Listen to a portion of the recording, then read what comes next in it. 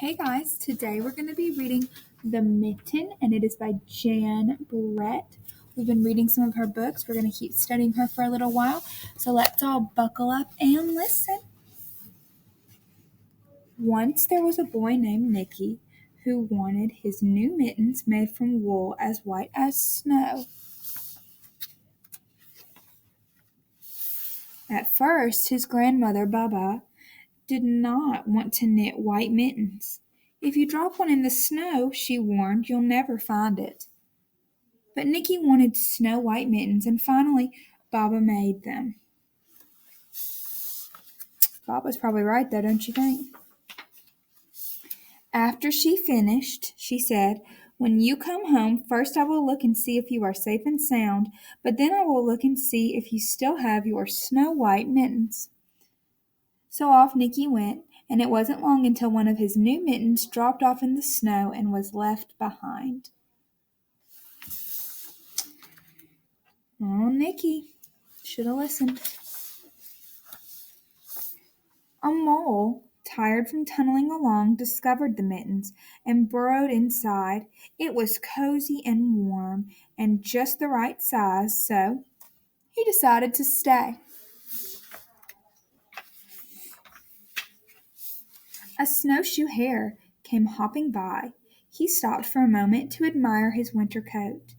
It was then that he saw the mitten, and he wiggled in feet first. The mole didn't think there was room for both of them, but when he saw the rabbit's big kickers, he moved over. Next, a hedgehog came snuffling along. Having spent the day looking under leaves for things to eat, he decided to move into the mitten and warm himself up. The mole and the rabbit were bumped and jostled, but not being ones to argue with somebody covered in prickles, they made room. Who's going to come next, I wonder? As soon as the hedgehog disappeared into the mitten, a big owl, attracted by the commotion, swooped down. When he decided to move in also, the mole, the rabbit, and the hedgehog grumbled. But when they saw those owls' glinty talons, they quickly let him in. That's right, we learned about owls and their talons, didn't we? Yes, we did. Which animal will come next? That mitten's gonna pop. Up through the snow appeared a badger. He eyed the mitten and began to climb in. The mole, the rabbit, the hedgehog, and the owl were not pleased. There was no room left, but when they saw his diggers, they let him in the thumb. Oh my. This mitten is getting all stretched out. It started snowing, but the animals were snug in the mitten.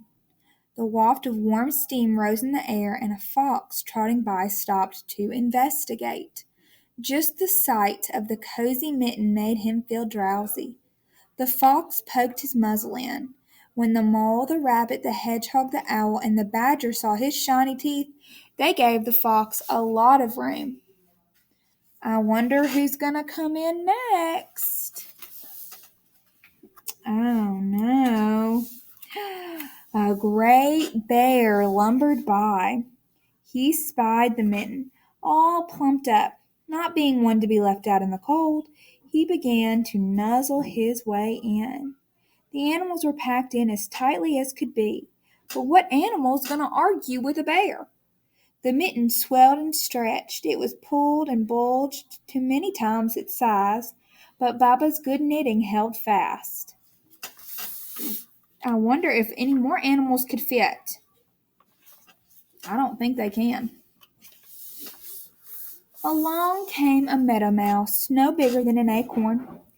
She wiggled on to the one space left and made herself comfortable on top of the great bear's nose.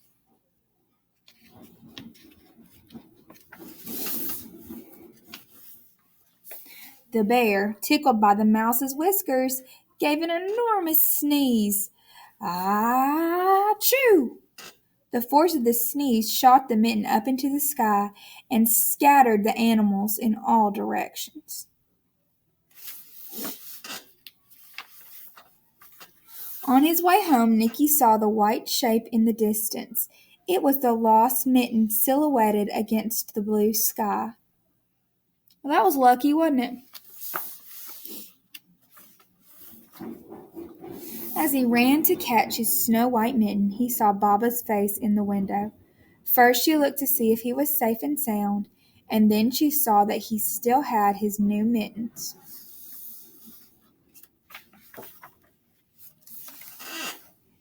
Uh-oh. Look, one is giant and one is teeny tiny.